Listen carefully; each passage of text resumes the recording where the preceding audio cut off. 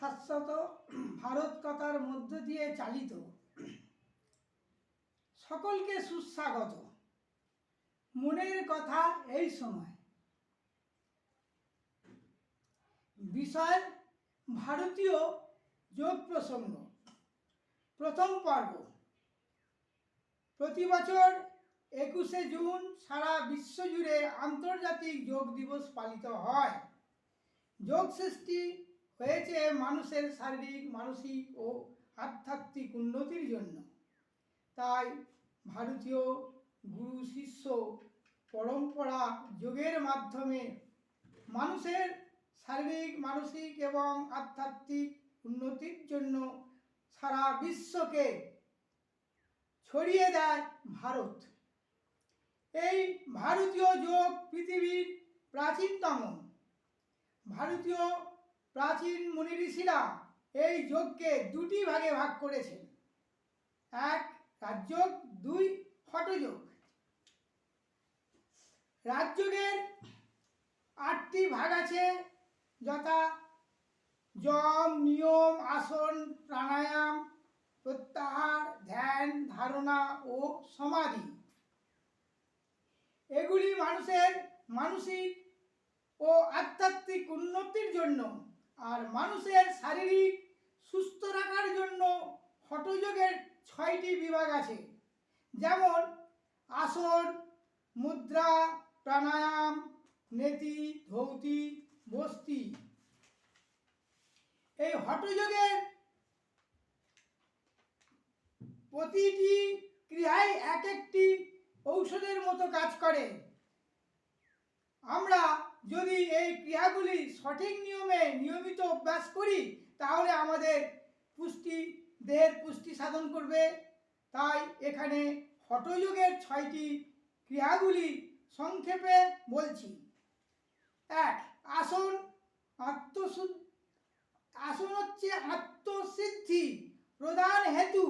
এই বাক্যের আদ্যক্ষরে আ। সর্বরোগ নিবারণ হেতু এই বাক্যের আদ্যক্ষর হচ্ছে স এবং নরসিদ্ধি প্রদান হেতু এই বাক্যের আদ্যক্ষর ন। যথাক্রমে আ যুক্ত স যুক্ত ন মিলিয়ে হয়ে আসন হয়েছে। শলভাসন, পদহস্তাসন, গোমুখাসন, ত্রিকোণাসন, জানুশিরাসন, পদঙ্গনিষ্ঠাসন আমাদের কোমর এবং পায়ের স্নায়ুকে পেশিগুলিকে সবল করে। অর্ধকুণ্ডাসন, চক্রাসন, ত্রিকোণাসন, পদহস্তাসন, ধনুরাসন, পবনমুক্তাসন, মকরাসন, শয়ন পশ্চিমোত্তাসন, হলাসন, নৌলি আমাদের পেটের স্নায়ু পেশিগুলোকে সবল করে। ভুজাঙ্গ আসন, ধনুরাসন, পদহস্তাসন, চক্রাসন, উত্থিত পদ্মাসন দেহের উদ্যাংশের স্নায়ু পেশিগুলি সবল করে। পশ্চিমোত্তাসন, ত্রিকোণাসন, পদহস্তাসন, হলাসন, শশাঙ্ক আসন, উস্তাসন, চক্রাসন আমাদের মেরুদণ্ড নমনীয় করে। বিপরীত করণী মুদ্রা, যোগ মুদ্রা, সর্বাঙ্গাসন মুদ্রা, অশ্বিনী মুদ্রা, উড্ডীন মুদ্রা, মূলমধ্য মস্তক মুদ্রা, শীর্ষ ইত্যাদি ইত্যাদি আয়ুকে দীর্ঘকার করে তোলে। প্রাণায়ামী দেহের প্রধান পরিচালক এবং প্রাণায়াম হচ্ছে হৃদযন্ত্র, ফুসফুসকে সবল করে তোলে, সমগ্র শরীরকে সুস্থ সবল রাখে। নেতিক্রিয়া আমাদের কণ্ঠ, ললাট প্রদেশের নানা রোগ বিষ মুক্ত করে। আমাদের যে কোনো রোগের প্রতিষেধক হিসাবে ধৌতি আর বস্তি আমাদের শরীরে অব্যর্থ প্রতিষেধক হিসাবে কাজ করে। দ্বিতীয় পর্বে আমরা দ্বিতীয় পর্বের আসন, মুদ্রা, প্রাণায়াম, নেতি, ধৌতি নিয়ে বিস্তারিত আলোচনা করব এবং তার সাথে রাজযোগ নিয়েও বলা হবে।